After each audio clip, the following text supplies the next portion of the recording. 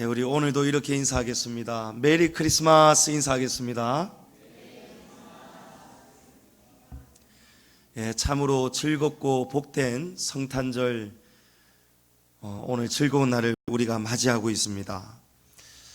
여러분, 약속은 왜 하는 것이죠? 약속은 모름지기 지키라고 하는 것입니다. 약속을 하면서 이 약속 안 지키려고 하는 사람은, 그 사람은 절대로 가까이 하면 안 됩니다. 그런데 이 약속은 우리 사람과 사람 사이에 하는 약속이기 때문에 이 약속은 제한적일 수밖에 없고 한정적일 수밖에 없습니다. 무슨 말이냐 하면은, 예를 들어서 사람의 생명이 유한합니다. 무한하지가 않습니다. 은행에서 집을 사고 대출을 받으려고 하여도 젊은 세대들은 30년씩 대출을 이렇게 약정해서 줍니다. 그런데 아무리 눈을 씻고 보아도 은행원이 보기에 잘 살면 5년, 길면 한 10년쯤 살 것 같은 분이 대출을 30년을 해달라 이러면은 정상적인 은행은 절대 그 약정을 체결해 주지가 않습니다.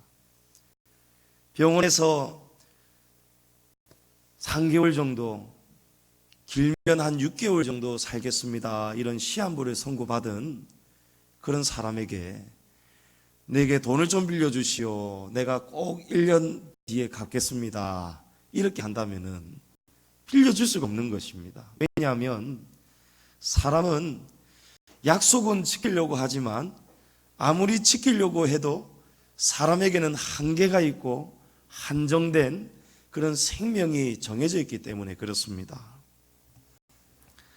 약속에도 가만 보면 이런 유통기한이 있는 것 같습니다. 사람의 약속은 유통기한이 굉장히 짧습니다. 유통기한이 길어봤자 몇십 년밖에 되지가 않습니다. 제가 이 말씀을 이렇게 묵상을 하면서 이 부분을 생각하면서, 사람들의 약속은 바로 하루살이 약속과 같구나, 하루살이 인생이구나. 하루살이 두 마리가 서로 사랑을 하고 결혼을 약속했습니다. 우리 내일 다시 꼭 만나자 이렇게 약속을 했는데 하루밖에 못 살고 죽는다고 한번 생각해 보십시오. 이 약속 못 지키는 것입니다. 저와 여러분이 수많은 약속을 하고 살지만 우리는 결코 오늘 말씀에 하나님이 보내주시는 이 구원자 메시아를 보내주신다는 이런 약속은 우리가 흉내낼 수도 없습니다.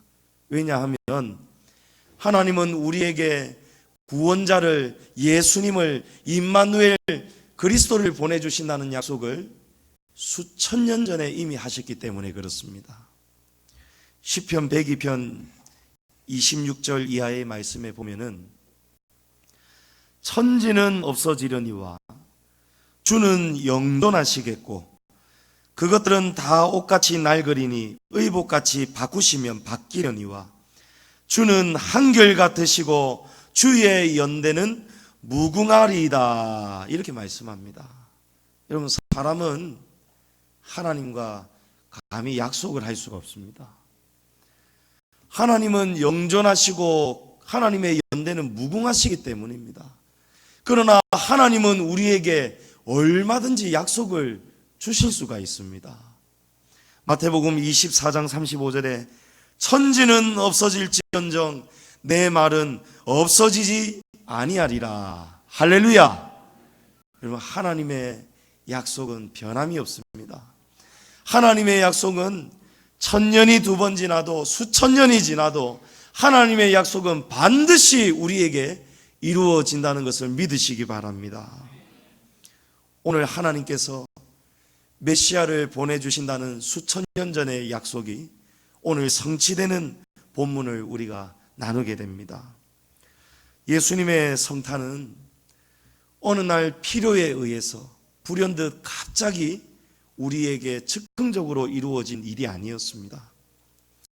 창세기 3장 15절에 보면 아담과 하와를 유혹했던 뱀, 바로 그 사단에게 하나님이 책망하시며 예언을 하십니다.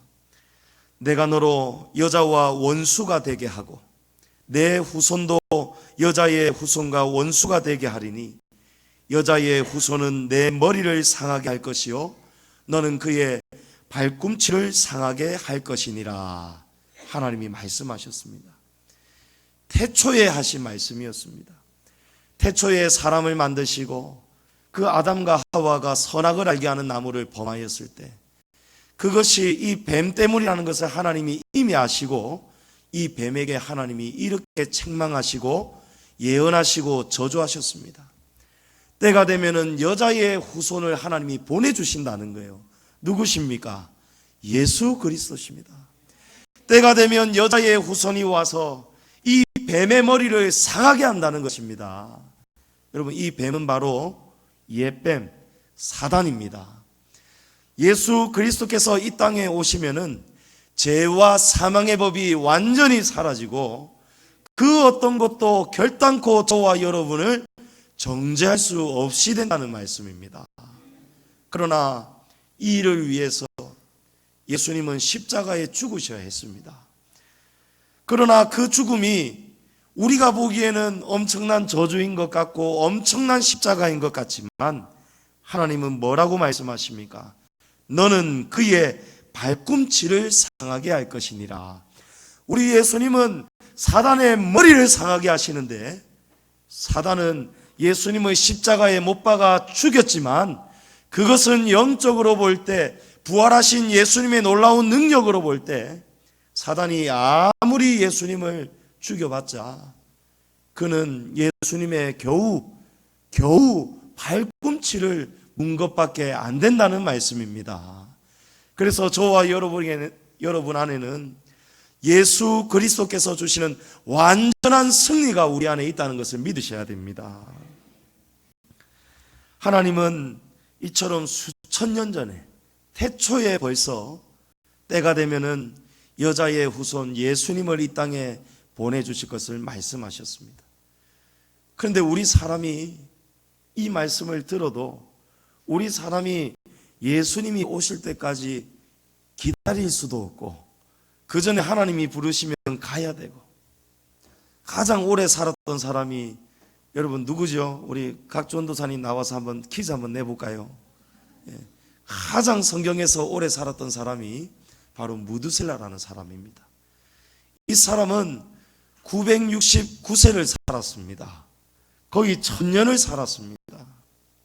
그러나 아무리 1000년 가까운 시간을 살아봤자 그리스도께서 오시는 그 시간까지 그 약속을 기다리기까지 우리 사람이 존재가 약하기 때문에 이 약속의 성취를 우리가 볼 수가 없는 것입니다.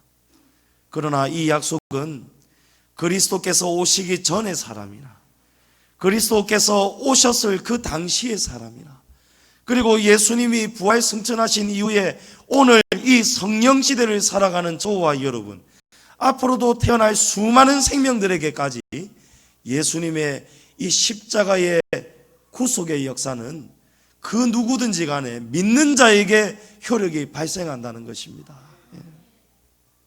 하나님은 예수님의 나심을 우리가 직접 보지는 못하였지만 예수님 이전의 세대도 만나보지도 못하였지만 그러나 하나님은 각 시대마다 여러 선지자들을 통해서 우리가 잊어버리지 않도록 우리가 하나님의 약속을 잊어버리지 않도록 하나님께서 시대마다 선지자를 통해서 각 시대마다 말씀하여 주셨습니다. 우리가 잘 아는 이사야라는 선지자가 있습니다. 이사야라는 선지자는 예수님이 이 땅에 오시기 약 700년 전에 살았던 사람입니다. 오늘 우리 본문에 나오는 23절의 말씀이 바로 이사야서 7장 14절의 말씀입니다. 이사야 선지자가 바로 이 예언을 하였습니다. 이사야 선지자가 주께서 친히 징조를 너희에게 주실 것이라. 보라, 처녀가 잉태하여 아들을 낳을 것이요 그의 이름을 임마누엘이라 하리라 말씀하셨습니다. 또한 이사야 11장 1절에는 이새의 줄기에서 한 싹이 나며 그 뿌리에서 한 가지가 나서 결실할 것이요 말씀하셨습니다. 하나님께서 예수님이 오실 때가 가까워지면 가까워질수록 조금씩 그리스도를 소개해 주셨습니다. 예수님은 어떤 분으로 오시느냐? 처녀가 잉태하여서 처녀가 아들을 낳게 된다는 것입니다. 또 예수님은 누구의 가문에서 후손으로 오시느냐? 바로 이새의 줄기에서 한 싹이 난다는 것입니다. 바로 우리가 잘 아는 다윗의 자손으로 우리 예수님께서 이 땅에 찾아오셨습니다. 자, 그러려면 예수님이 참된 하나님의 아들 메시아로 오신다면 두 가지의 조건이 충족이 되어야 됩니다. 첫 번째는 처녀의 몸에서 잉태되셔야 됩니다. 그런데 두 번째는 우리가 이해하기가 참 힘이 듭니다. 아니, 분명히 처녀의 몸에서 성령으로 잉태가 되었는데, 성령님의 씨로 잉태가 되었는데, 그런데 어떻게 예수님이 다윗의 자손으로 이새의 줄기에서 싹으로 예수님이 이 땅에 오실 수 있겠는가? 우리로는 이해할 수 없는 이 두 가지의 사건이 반드시 충족이 되어야 한다는 것입니다. 오늘 마태복음 1장에 보면은 예수님의 족보가 처음부터 쭉 등장하고 있습니다. 예수님이 어떻게 해서 이 땅에 오시게 되었는가? 아브라함과 다윗의 자손 예수 그리스도의 계보가 마태복음 1장 1절부터 우리에게 증언이 되고 있습니다. 이렇게 말씀이 쭉 족보가 내려오다가 16절에 보면은 예수님이 어떻게 이 땅에 오시게 되었는가 하면은 우리 16절을 한번 다 같이 읽어보겠습니다. 시작. 야곱은 마리아의 남편 요셉을 낳았으니 마리아에게서 그리스도라 칭하는 예수가 나시니라. 아멘. 여기 야곱은 우리가 잘 아는 이삭의 아들 그 야곱과 동명인입니다. 이름이 같은 사람입니다. 예수님은 야곱의 아들 요셉의 아들로 태어나게 되셨다는 것입니다. 이게 어떻게 된 일이냐? 분명히 예수님은 처녀의 몸에서 태어나신다고 하셨는데 오늘 어떻게 예수님이 이 요셉의 아들로 태어나실 수가 있었을까? 우리 18절에 보면은 마리아가 요셉과 약혼하고 동거하기 전에 성령으로 잉태되었다라고 말씀합니다. 그러나 19절에 보면은 18절에는 동거하기 전에 성령으로 잉태가 되었는데 19절에 보면은 결혼 전에 요셉은 이미 마리아의 남편이다라고 성경은 우리에게 증언하고 있습니다. 이것이 어떻게 된 일이냐 하면은 당시 이스라엘 결혼 풍습이 아주 독특합니다. 우리는 오늘날은 약혼이라는 문화가 잘 보이지가 않지요. 그런데 이전에는 꼭 보면은 약혼식을 꼭 가졌습니다. 가족과 친지들 또 가까운 증인이 될 수 있는 지인들이 모인 자리에서 약속의 증표, 보통 대개는 반지를 교환하였지요. 반지를 교환하고 우리는 앞으로 결혼할 사이입니다. 우리는 앞으로 때가 되면 반드시 우리는 결혼하겠습니다. 그래서 우리는 서로에 대해서 몸을 정결하게 하고 그날이 오기까지 우리는 몸과 마음을 조신하게 행동하겠습니다. 이런 약속을 서약을 하였습니다. 그것이 약혼이었습니다. 그런데 약혼식을 했다고 해서 그 두 사람이 정식 부부가 아닙니다. 결혼하기 전에 얼마든지 한 사람의 잘못으로 부정한 일로 또는 한 사람이 갑자기 사고를 당하기도 하고 사망하기도 하면서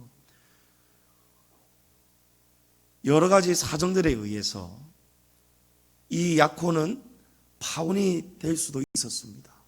그러면 서류상에도 행정상으로도 아무 문제가 없고 잠시 잠깐의 사람들의 기억 속에는 머물렀겠지만 아무 그런 큰 영향이 없었습니다.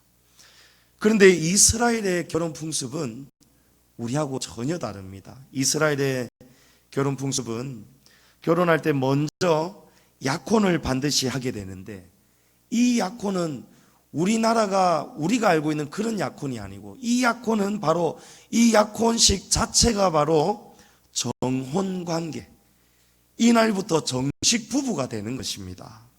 그래서 적게는 1년, 또 정해진 기간을 보내면서 이 이스라엘 안에서 결혼은 아주 엄숙하고 거룩한 큰 대사기 때문에 이 정해진 기간 동안에 두 사람이 정말 서로 사랑하는가, 서로 평생을 이 약속을 어기지 않고 지킬 자신이 있는가, 이 기간 동안에 서로를 위해서 몸과 마음을 거룩하게 단장하고 기다리는 아주 엄숙한 기간을 가지게 되었습니다.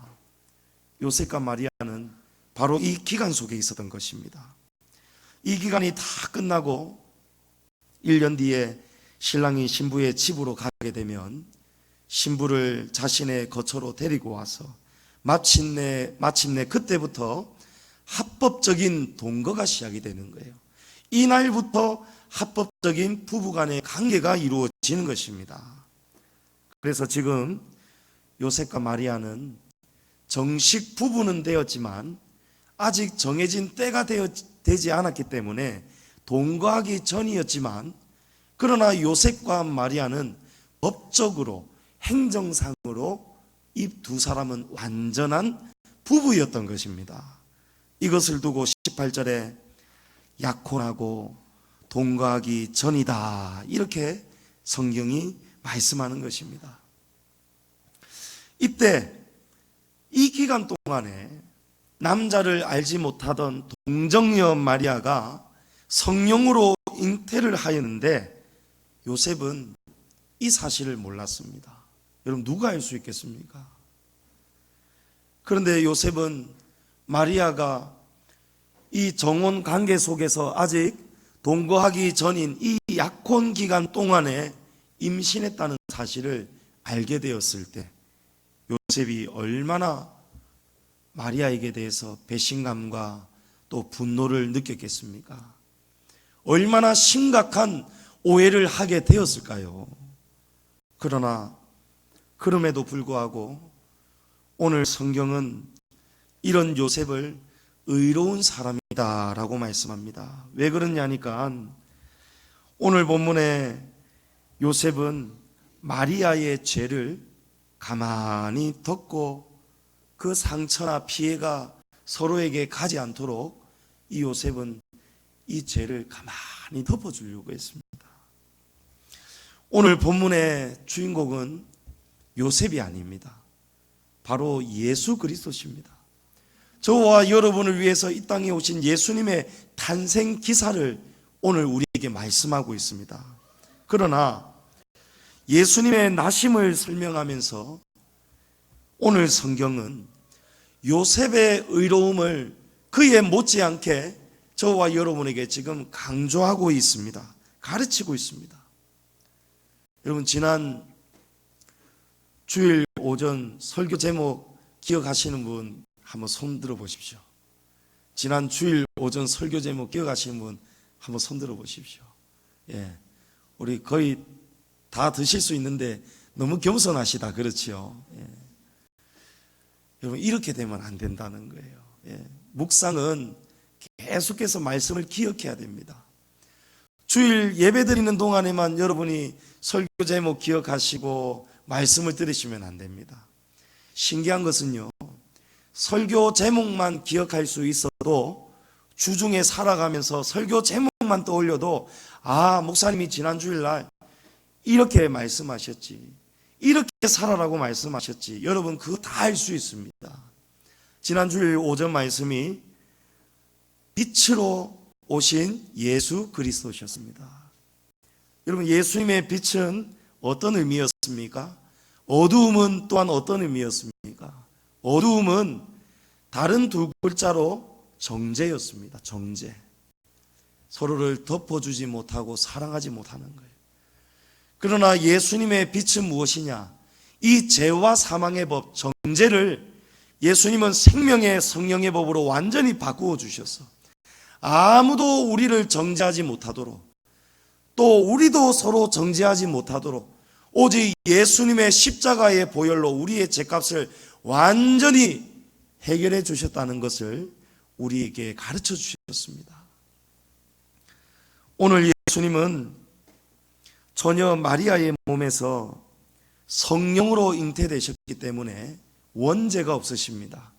사람의 후손으로 태어나셨으면 그 죄를 그대로 타락 가운데 잉태가 되기 때문에 원죄 가운데 태어나시지만, 우리 예수님은 동정녀, 남자를 전혀 알지 못하는 처녀의 몸에 성령으로 잉태되셨습니다.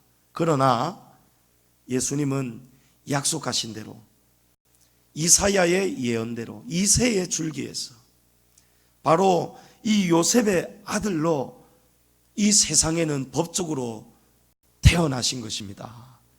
그래서 요셉과 마리아가 동거하기 전에, 합법적으로 부부관계를 맺을 수 있는 그 기간 전에 정식 부부는 되었지만 함께 관계를 가질 수 없었던 바로 그 기간 속에 예수님이 마리아의 태중으로 성령으로 잉태가 되셨던 것입니다.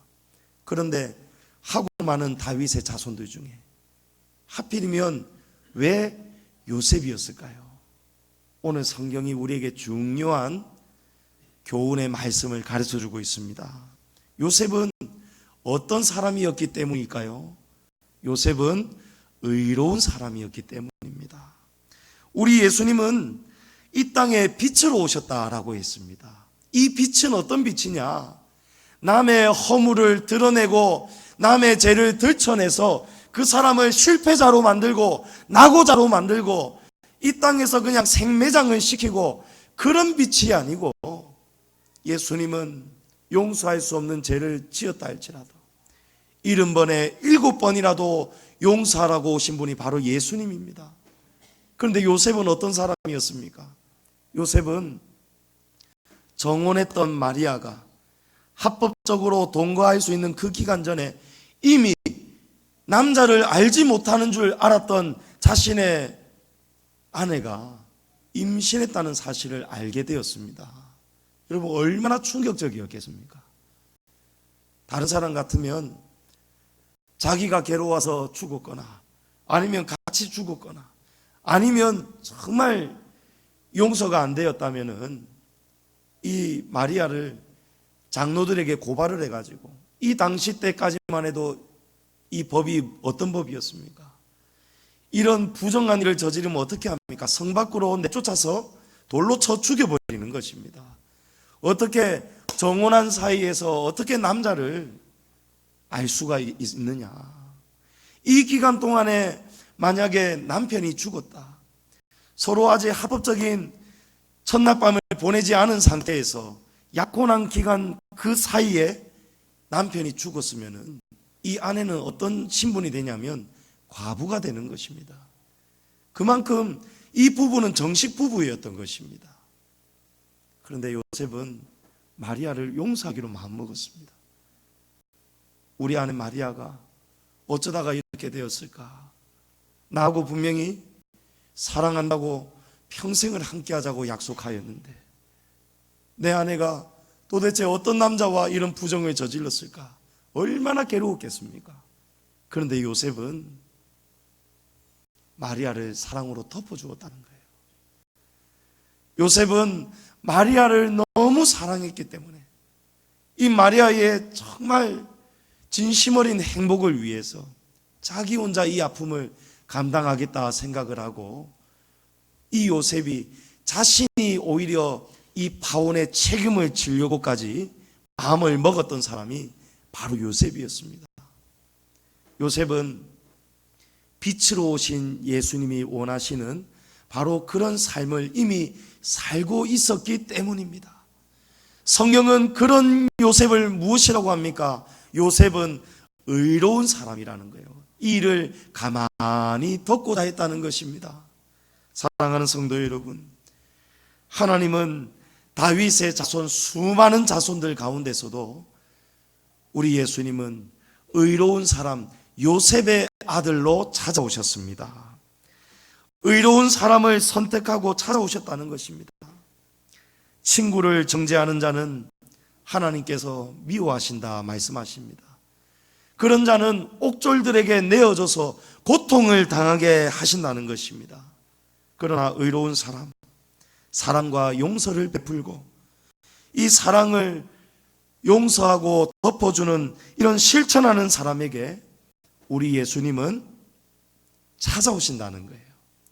예수님은 요셉에게 찾아오신 것처럼 오늘 저와 여러분에게 예수님이 찾아오시기를 축복합니다. 저와 여러분이 예수님이 찾아오시는 그런 사람, 요셉과 같이 남의 죄악을, 남의 허물을 사랑으로 덮어주는 의로운 사람 되시기를 주님의 이름으로 축복합니다. 성도 여러분, 우리는 예수님이 반드시 우리에게 찾아오셔야 됩니다.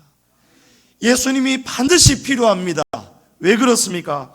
예수님이 오셔야 우리 안에 어둠이 물러가는 것입니다. 예수님이 오시면 우리 안에 귀신이 떠나가는 것입니다. 예수님이 우리에게 찾아오시면, 우리가 예수님을 영접하면 우리 안에 있는 크고 작은 병마가, 질병이 떠나가는 것입니다. 죽은 자도 살아나게 될 것입니다. 우리의 영적으로 가난한 자도 예수님이 찾아오시면 우리는 영적으로 부유한 자가 될 줄을 믿습니다. 요셉처럼 의로운 성도 되셔서 예수님이 오늘 이 성탄 복된 이 날에 저와 여러분의 마음속에 이 시간에 찾아오실 때에 영접하시는 우리 성도님들 되시기를 축복합니다. 요셉이 이렇게 의로운 사람이었지만 요셉은 두려워하였고 무서워하였습니다. 이 일을 어떻게 감당하면 좋을까? 여러분, 머리에 이 온갖 걱정을 이고 싸매고 있을 때 여러분 잠도 제대로 잘 수가 없습니다. 이 고뇌함 때문에. 그런데 어느 날 하나님께서 요셉을 깊이 잠들게 하신 다음에 주님의 사자를 보내셨습니다. 20절에 보면은 주의 사자가 현몽하여 이르되 다윗의 자손 요셉아, 내 아내 마리아 데려오기를 무서워하지 말라. 그에게 잉태된 자는 성령으로 된 것이라. 할렐루야. 우리 하나님께서 수천 년 전에, 예수님이 오시기 700년 전에도 처녀의 몸에서 예수님이 탄생하실 것을 말씀하셨습니다. 그러면 누군가 어떤 처녀는 처녀의 상태에서 한 아기를 잉태해야 된다는 말씀입니다. 여러분, 그것이 만약에 우리라고 한번 생각해 보십시오. 우리 남자 성도님들은 임신할 일이 없겠지만 우리가 한번 입장을 그렇게 한번 바꿔보십시오. 얼마나 놀랍고 얼마나 당황스럽고 황당하고 얼마나 또 억울하겠습니까? 지금 마리아가 남편 요셉으로부터 지금 이 억울함을 당하고 있지 않습니까? 여러분, 예수님이 마리아의 뱃속으로 성령으로 잉태되어 찾아오신 것이 마리아에게 복일까요? 아니면 민폐일까요? 이거 참 어려운 질문입니다. 그렇죠? 그러면 힌트를 하나 더 드릴게요. 우리 참 지극히 인간적으로 볼 때에 처녀에게 갑자기 예수님이 찾아오셔서 아기로 뱃속에 딱 잉태가 되셨다. 여러분, 그것이 우리에게 얼마나 막대한 민폐가 되겠습니까? 누가 원하겠습니까? 우리 이 자리에 계시는 우리 청년들, 처녀들이요, 자원하시는 분이 있으면 한번 손들어 보십시오. 결혼할 남자가 있는데 알기도 전에, 첫날 밤을 보내기도 전에 나도 모르게 성령으로 잉태가 딱 되었다. 이 얼마나 황당하기 그지없습니까? 여러분, 마리아로서는 참으로 황망한 것입니다. 또 요셉은 무슨 잘못이 있습니까? 이게 정말, 이거는 황당하기 그지가 없는 것입니다. 그러나 하나님은 약속하신 말씀을 반드시 성취하시는 하나님이십니다. 이 말씀은 하나님이 약속대로 무슨 일을 이루어 주실 때에는 하나님이 그 나머지 책임을 완전히 다 짊어져 주신다는 것입니다. 하나님이 도와주신다는 거예요. 뒷감당을 우리가 하는 게 아니라는 것입니다. 하나님이 뒷감당을 다 할 수 있도록 도와주신다는 것입니다. 그래서 하나님은 700년 전에 이사야 선지자를 통해서 아주 중요한 단서, 처녀가 잉태하여 아들을 낳을 것이다. 처녀가 잉태하는 이런 황망한 일이, 이런 황당한 일이 누군가에게는 일어날 것을 하나님이 이미 말씀하셨습니다. 또한 하나님은 우리가 감당하기 힘든 일을 경험을 해야 될 때, 우리가 감당하기 정말 힘든 큰 시험을 하나님이 보내게 되실 때, 그때 하나님은 반드시 먼저 징표를 주십니다. 주의 종의 말씀을 통해서도 주시고요, 예언으로도 주시고요, 때로는 오늘 요셉과 같이 하나님이 꿈을 통해서 하나님이 행하실 일을 너 아무 염려하지 말아라, 이런 일이 일어날 것이다, 이런 일이 일어나도 너 아무 염려하지 말아라, 이 일을 행하는 것은 바로 나 여호와 하나님이니라 하나님이 우리에게 꿈으로 보여주시는 거예요. 또 때로는요, 하나님이 특별히 누군가에게는요 환상을 또 보여주십니다. 여러분, 이 환상은요 아무나 그냥 쉽게 경험하는 것은 아니지만요, 정말 뜨겁게 기도할 때, 제가 성령 받아서 기도원에서 뜨겁게 기도할 때 하나님께서 저 기도원 벽에 정말 7색깔 뚜렷한 무지개를 제게 주셨습니다. 하나님이 제게 약속을 주시면서 그 징표로 무지개를 환상으로 보여주셨어요. 또 때로는 우리가 뜨겁게 기도하지 않아도 하나님께서 중요한 사람 누군가에게는요, 교회나 또 우리 개인에게 큰 일이 다가올 때, 큰 시험이 다가올 때 이 일을 행하시는 분이 나 여호와 하나님이라는 사실을 알게 하시기 위해서 하나님이 중요한 사람에게는, 그 사람에게는 환상을 또 하나님이 보여주시는 거예요. 오늘 요셉에게 하나님께서 이 뒷감당을 해주시기 위해서 주의 사자를 보내셨습니다. 주의 사자를 보내서 요셉아, 다윗의 자손 요셉아, 내 아내 마리아 데려오기를 무서워하지 말아라. 그에게 잉태된 자는 성령으로 된 것이니라. 바로 700년 전에 이사야 선지자를 통해서 내가 했던 그 약속이 바로 마리아를 통해서, 요셉아 너를 통해서 이새의 줄기에서 이 예수 그리스도가 나는 것이니라. 하나님이 오늘 이 징표를 주셨다는 거예요. 과연 그대로 하나님의 일이, 하나님의 약속이 우리에게 성취가 될 때 성도 여러분, 아무것도 두려워하지 마시기를 축복합니다. 요셉처럼 믿기 힘들고 감당할 수 없는 시험이 와도, 그런 고난이 와도 두려워하거나 무서워하시지 말기를 바랍니다. 하나님이 하신 말씀은 하나님이 반드시 책임지시기 때문입니다. 하나님이 도와주시기 때문입니다. 하나님이 우리가 아무 염려하지 않도록 하나님이 다 뒷일을 처리해 주시기 때문입니다. 우리가 이럴 때에 요셉처럼 이런 큰 일을 겪을 때, 또 크고 작은 여러 가지 시험들을 하나님께서 교회에 겪게 하실 때에도 전능하신 하나님을 믿으시기를 바랍니다.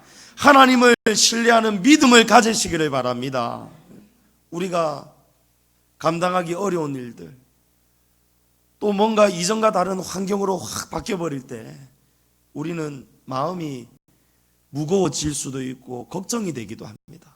그러나 하나님이 징표를 주셨고, 하나님이 꿈을 보여주셨고, 하나님이 환상을 보여주셨고, 또 우리 양지중앙교회에는 하나님이 또한 주신 약속이 있지 않습니까? 하나님이 3분의 2 성도를 다 내보낸다 말씀하셨고, 또 그 이후에는 앉을 자리가 없도록 하나님이 채워주신다고 말씀하셨습니다. 여러분, 그 약속을 믿으십니까? 그 약속을 믿으신다면, 하나님께서 우리 양지중앙교회를 직접 목회하고 계시다는 것을 믿으신다면, 우리에게 어떤 어려움이 찾아와도 인간적으로 보지 마시고 인간적으로 걱정하지 마시고 전능하신 하나님이 책임져 주신다는 것을 믿으시고 믿음의 눈으로 주님의 교회를 더 힘있게 기도하시면서 섬기시기를 축복합니다. 21절 말씀에 아들을 낳으리니 이름을 예수라 하라. 이는 그가 자기 백성을 그들의 죄에서 구원할 자이심이라 하니라. 여러분, 예수님의 이름은 오늘 이 말씀 가운데 두 가지의 이름이 있습니다. 700년 전에 이사야 선지자를 통해서 주신 이름은 임마누엘이었습니다. 임마누엘을 번역하면 하나님이 우리와 함께 계시답니다. 그리고 마리아 몸에서 탄생하시는 예수님, 그 아기가 태어날 때 하나님은 그 아기의 이름을 예수라라 말씀하셨습니다. 그 이름의 뜻은 구원자입니다. 예수님은 우리를 구원하시려고 이 땅에 오셨습니다. 오늘 하나님께서 우리에게 예수님의 두 가지의 이름을 주신 이유가 있습니다. 그 이유는 예수님을 이 땅에 보내셔서 우리를 완전하게 구원하시기까지, 우리 예수님을 보내시기 이전부터 하나님은 임마누엘로 우리와 함께 계셨으며, 예수님이 오신 지금도 우리와 함께 하시며, 예수님이 우리의 처소를 위해서 하나님 나라로 올라가신 지금에도 성령 하나님을 통해서 임마누엘 하나님, 영원히 우리와 함께 하시는 구주 예수님이라는 사실입니다. 우리 주님은 우리와 함께 하시려고 수천 년 전에 이미 약속을 주셨습니다. 그리고 그 약속이 이미 2000년 전에 이 땅에 찾아오신 우리 아기 예수님의 탄생을 통해서 하나님의 약속은 완전히 성취되었습니다. 하나님의 완전한 약속, 성취된 약속은 바로 임마누엘입니다. 하나님이 우리와 함께 계시다는 것입니다. 성도 여러분, 오늘 참으로 복된 기쁨의 성탄 맞으시기를 축복합니다. 하나님의 약속은 반드시 이루어진다는 것을 믿으시기 바랍니다. 오늘 저와 여러분의 환경을 돌아보면 우리는 가난하기도 하고 어렵기도 하고 또 몸이 병들었기도 하고 또 여러 가지 가정 안에 걱정들이 있을 수도 있습니다. 그러나 약속을 성취하시는 하나님, 임마누엘 하나님, 영원 전부터 지금도 앞으로도 영원 무궁토록 우리와 함께 하시는 우리 임마누엘 하나님을 구주로 영접하시기를 축복합니다. 그러면 때가 되면은 한 아기가 우리에게 찾아온 것처럼 때가 되면은 우리의 질병도 떠나갈 것이고 우리 안에 어둠도 떠나갈 것이고, 지금은 비록 우리 주변에 빈자리가 있지만 우리 양지중앙교회 안에 크고 작은 하나님께서 여러 가지 연단과 시험을 가져다 주실 때도 있지만, 이런 연단과 시험이 지나감을 통해서 우리 양지중앙교회는 앉을 자리가 없도록 채우시는 그날을 위해서 우리는 정금과 같은 믿음을 하나님이 오늘 우리에게 주시는 줄을 믿습니다. 예수님의 피로 사신 주님의 교회입니다. 여러분, 하나님은 주님의 교회를 위해서 날마다 기도하고 주님의 교회의 십자가의 짐을 같이 짊어지고 나아가는 성도를 하나님은 기뻐하시고 축복하시는 줄 믿으시기 바랍니다. 안 된다가 아니고 남들은 안 된다고 할 때 우리는 할 수 있다는 믿음을 가지시기를 축복합니다. 왜 그렇습니까? 우리는 할 수 없지만 할 수 없는 것을 가능하게 하시는, 기적을 베풀어 주시는 임마누엘 하나님의 약속이 우리에게 성취되었기 때문입니다. 오늘 복된 성탄을 맞아서 주님의 교회를 위해서 더욱 예수님을 사랑하는 그 사랑과 희생으로 충성하실 때에 나중에 먼 훗날 우리 주님이 주시는 생명의 면류관을 받으시기를 축복합니다. 성취된 약속, 임마누엘의 은혜와 복이 이 땅에서도 여러분의 개인의 심령 가운데에서도 여러분의 가정 위에, 사업과 직장 위에, 무엇보다도 우리 양지중앙교회 위에 임마누엘 하나님의 풍성하신 은혜와 사랑이 가득하시기를 주님의 이름으로 축복합니다.